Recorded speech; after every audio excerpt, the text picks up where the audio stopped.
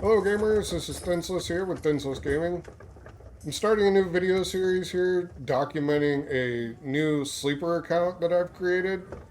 Our main is in the off season between KVK 2 and 3, which is the perfect time for me to start this video series where we're going to follow a new account through the process of doing the sleeper process to jump to a new kingdom versus the jumper process. So stay tuned.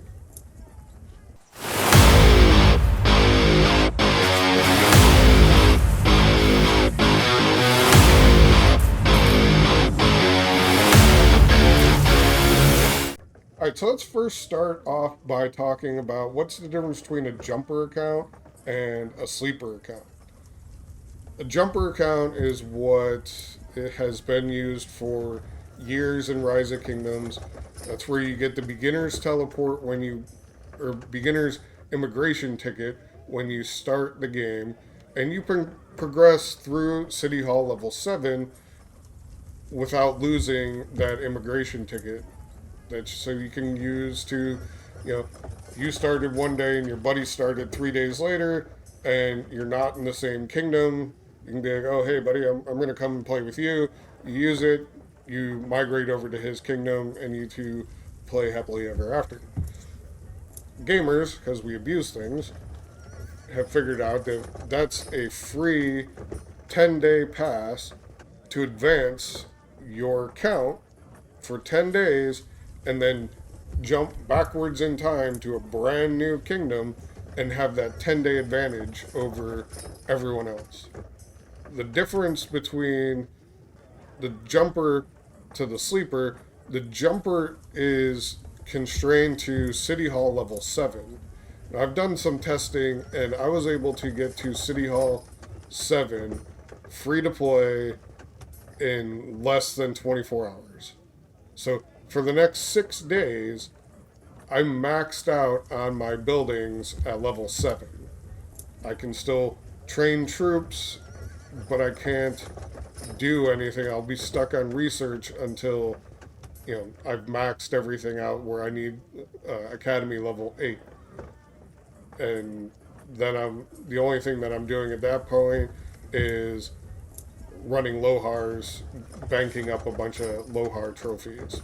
Now, where everything's the same in that concept, except in the sleeper, you're taking the limitation off of the City Hall level because we're no longer going to be using that beginner's passport or immigration ticket that disappears when you get to City Hall 8.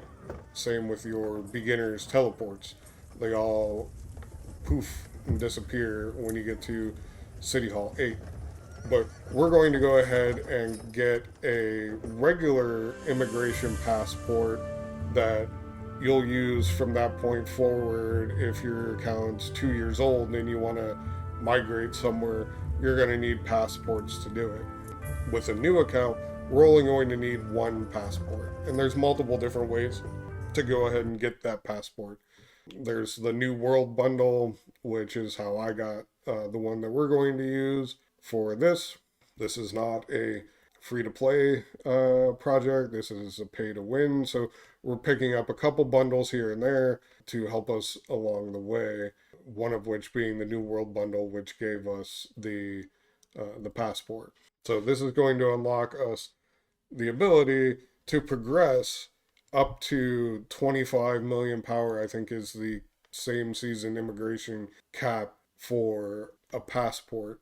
But after you get, I think, 15 million power, the number of passports you need goes up. So I doubt we'll get anywhere close to 15 million power in 20 days, but we're going to see how far we can get. Right now, the primary goal that I have is to get the Hidden Lotus city skin. I didn't get that my first time starting in Rise of Kingdoms. I didn't know about jumper accounts or sleeper accounts.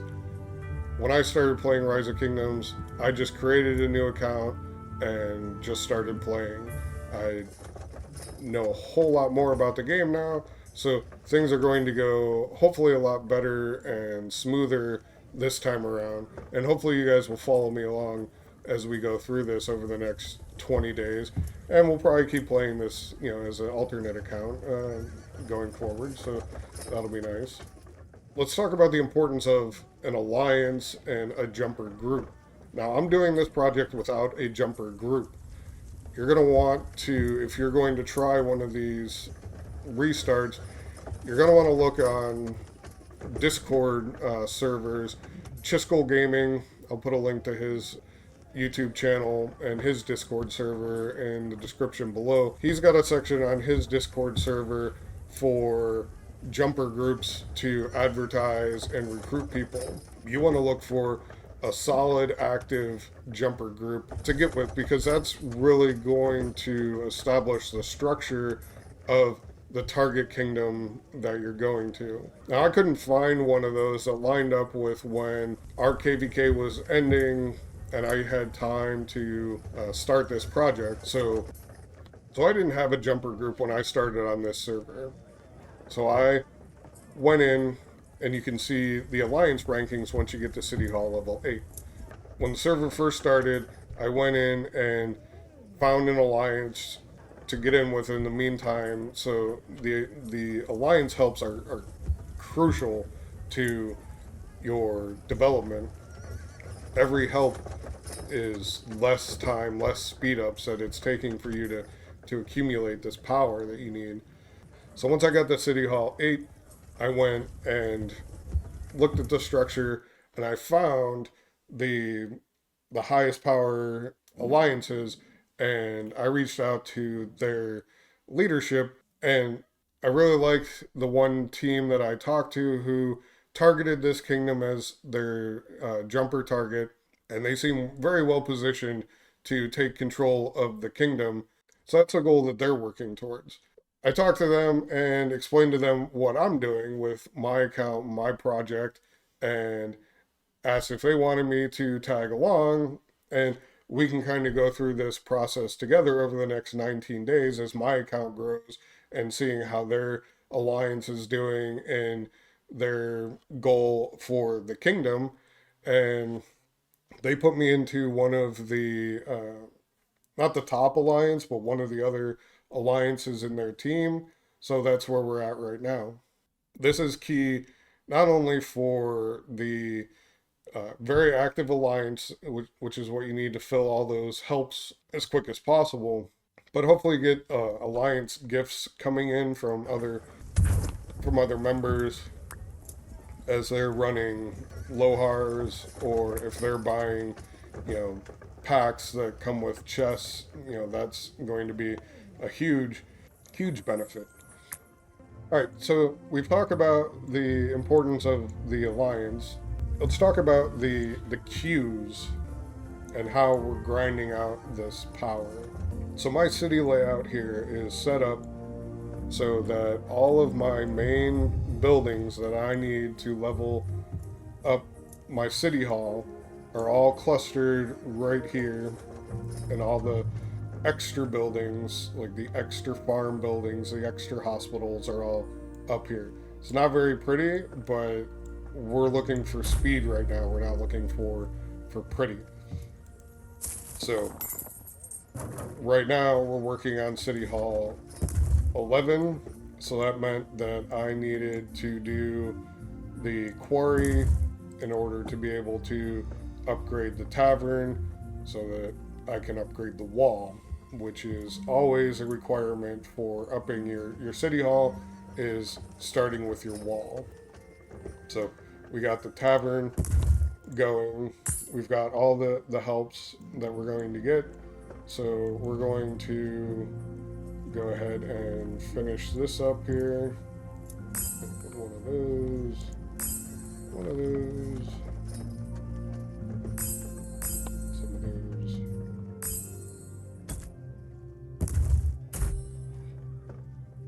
Always be a good teammate and smash that help button.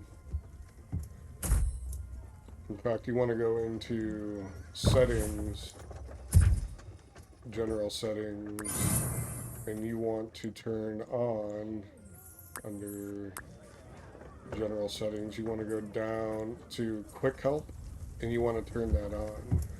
So that way, when you're out on the map screen, this little hand icon is going to be here instead of having to go back into your city and click on that. Unless you're zoomed way far out up here like this, you're going to see that hand icon where you can just click it and send all the helps for your alliance. So you always want to make sure you turn that on right away. So let's get the wall upgrading here.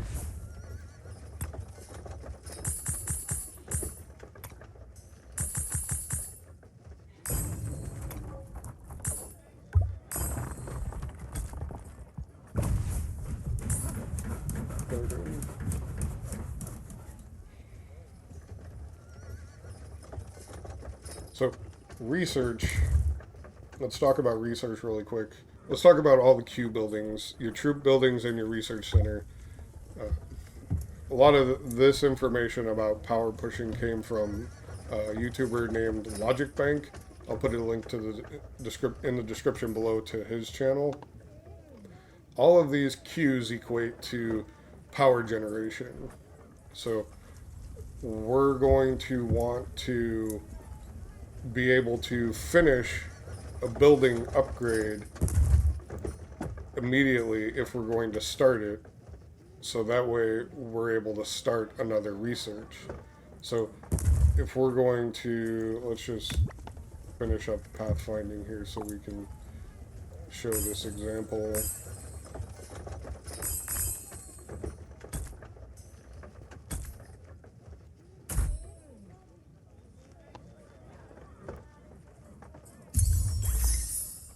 Alright, so if we were to start another research here, that's 2.5 hours.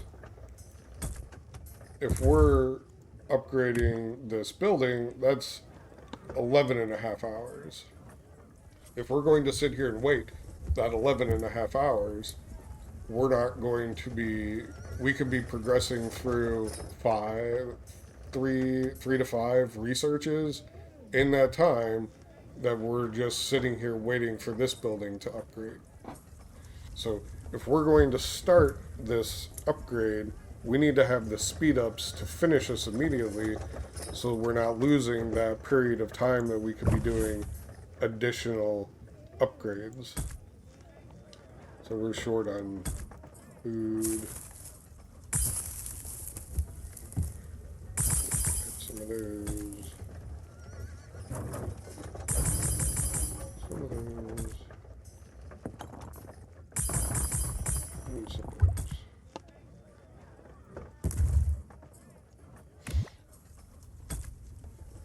And since we have the gems to do it, we're just going to go ahead and finish that off right away. So now we can get on to our next topic, which is tribal villages. You're going to want to explore the entire fog in your starter kingdom to get all of the tribal village rewards and all the caves, because when you jump to your next kingdom, you get to do it all over again and double dip on all of those rewards. So one thing that you're going to want to do when it comes to research is you're going to want to research your military tech instead of starting with your economy tech here. All of this economy tech, except for quarrying, I was able to get all of this free from the tribal villages. Just running around the map and picking all that up. That's 5, 10, 15, 25 levels of starter research here for nothing. Which allowed me to just continue to focus on doing the military tech. How much is metallurgy? Metallurgy is only 27 minutes, so let's go ahead and do that. With the researches coming in, that should only take a few minutes. So, speaking of fog, you always want to keep your your scouts moving. If you're just letting them sit here idle, that's just how long it's going to take you to clear all of the fog.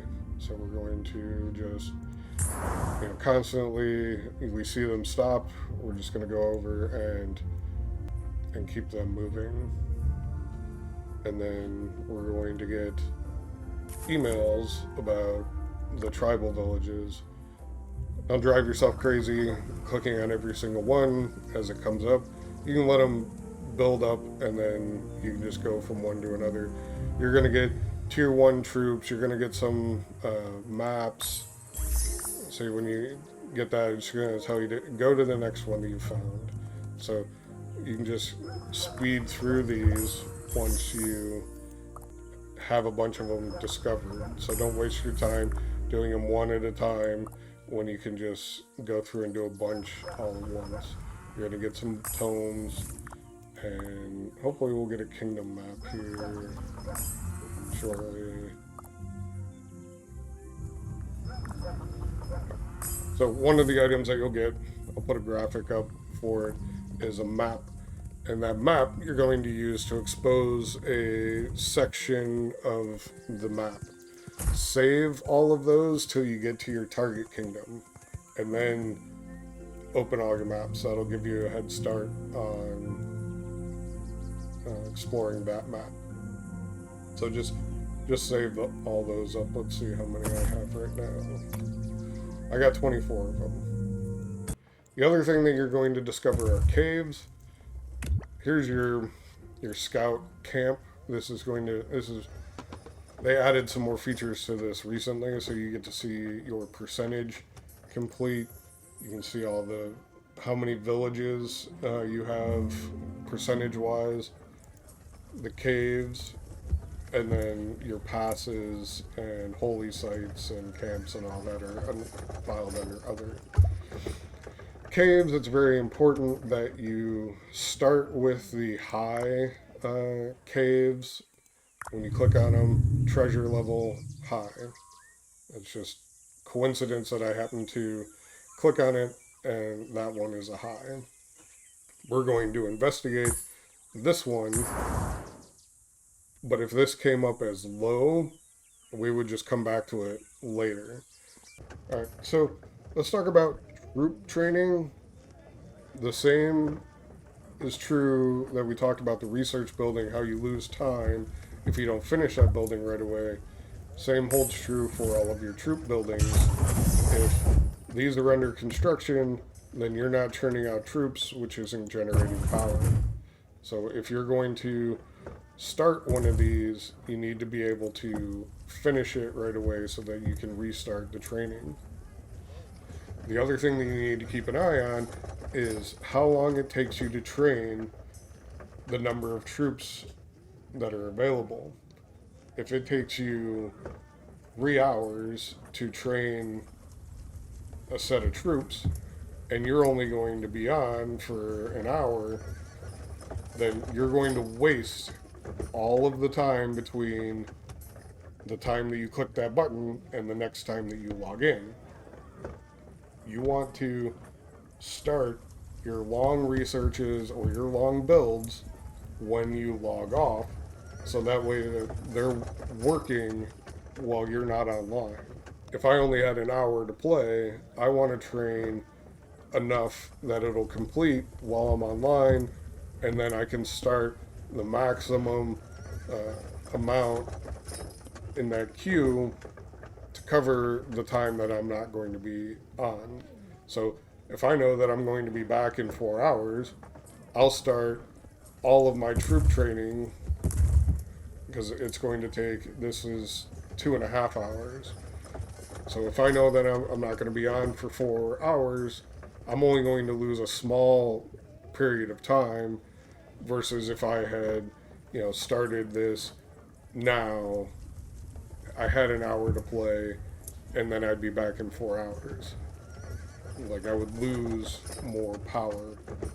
I love that they added into the game that you don't have to keep listening to these guys to get the rewards. Over time, once you've listened to the message, it'll just say exit conversation when it comes up. But that's later in the game. Right now, early on, you're just going to have to click here and listen and listen and listen. Oh, I can read it.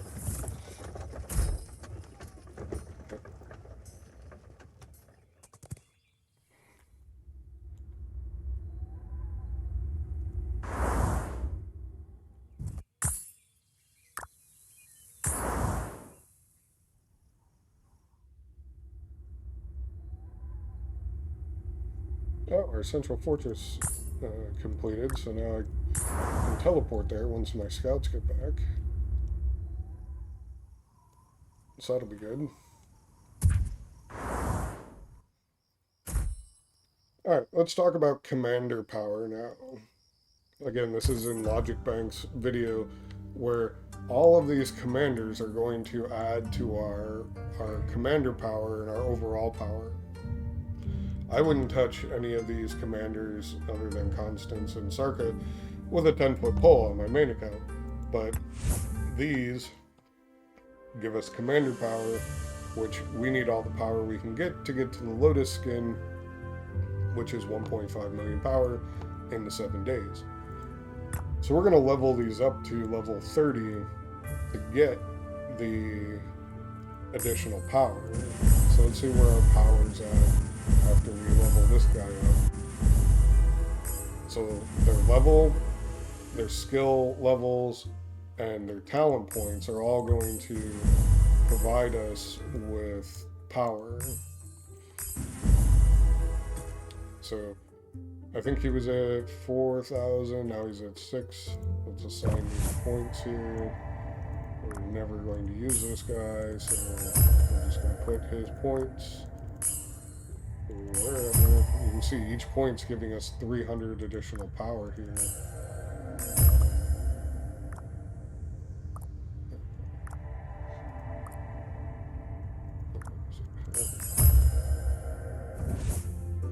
So there's an additional 3,000 power just from assigning, those points there.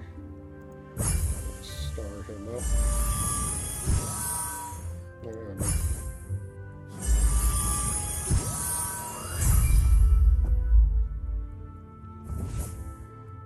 10,000 power.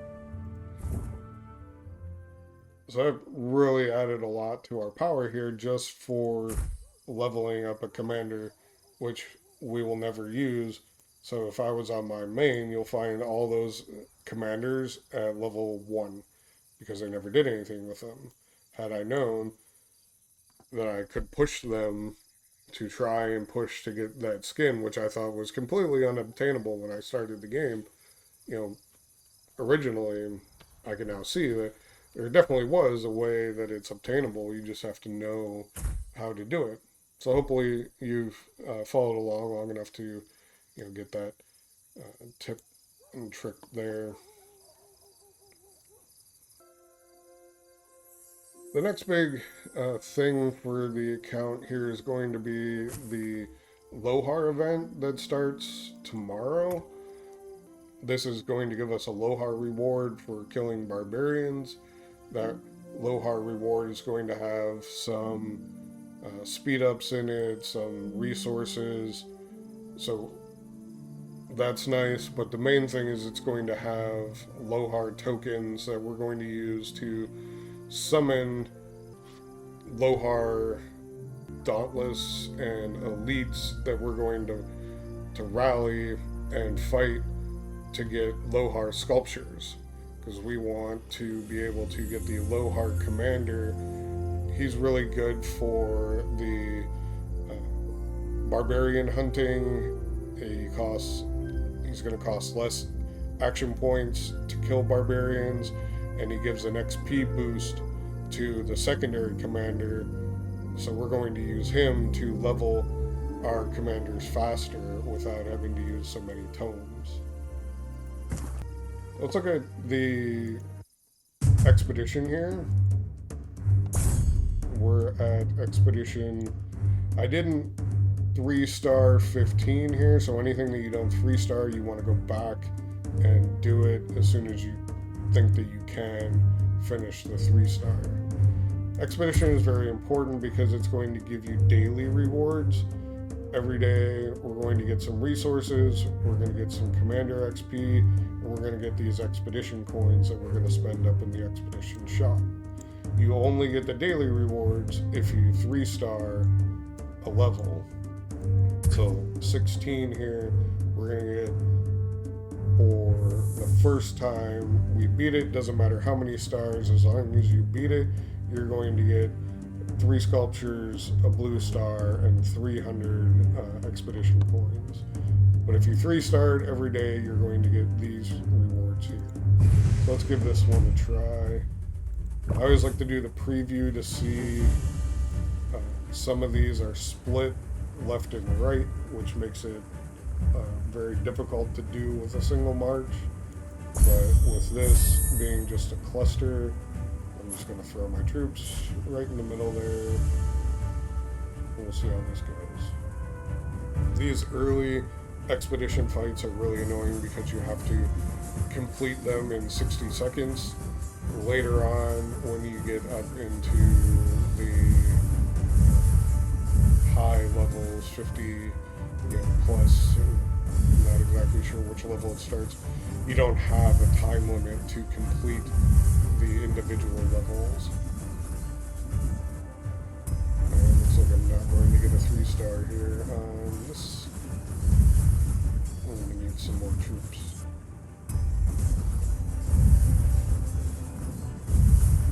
But we're going to 1-star.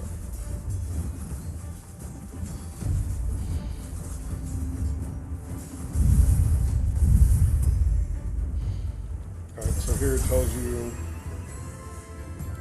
Alright, so we 3-starred it. I thought for sure this was going to say, survive with at least 60% of your troops. But all the commanders survived.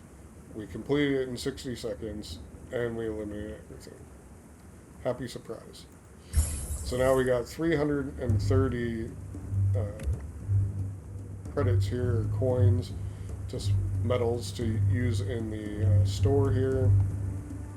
We're not going to buy Ethelfled sculptures right now. We're going to get her for free here in a little while. Constant sculptures are good to get out of here, or sculptures for commanders that you're going to be using. You can see I bought the Sun Tzu sculptures, a couple speed ups, and an epic star. You can refresh this for free 1 time. So I'm going to buy the epic star, and that's it out of here right now. I don't have Pelagius, so I'm not going to spend my credits on Pelagius right now, or Herman. So that's Expedition and why you want to do Expedition. Let's get over here. Now we can, we did Metallurgy, so now we can do, go gather gold on the map. But we don't really need a lot of gold right now, so I'm not concerned about it. So we're just going to keep plugging away towards tier 3 troops here. We'll get back to economy research later when it becomes important.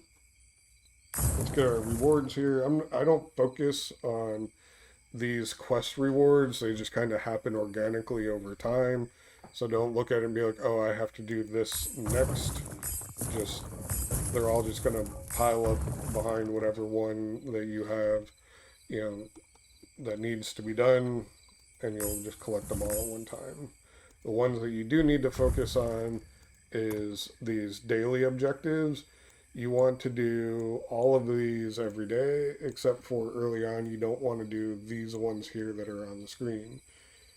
Your food boost items, your resource boost items, your resource buildings are not high enough level right now to contribute any meaningful amount of resources using the boost. If you're getting 400, food an hour, and you boost it to 800 food an hour, that's not helpful. Same thing with gathering. Your gatherers aren't going to be pulling in enough resources right now for you to need to boost the time that it's taking them. So these are just a waste. Your goal is to get to the top level chest here. You're going to get 100 gems, a gold key, these golden apples that you feed to your commanders to get cool animated emojis, a magic chest which has a random item in it, and then 2 epic sculptures. So you want to try to get this every day. Obviously, I already did these for today, but in the next video, we'll go through these on camera here. All right, so we'll just keep our scouts moving, our troops training, research going, and that's pretty much it for what we're doing today. So subscribe to the channel, follow along. If you like this video, drop a thumbs up. I'd really appreciate that. And have a good day.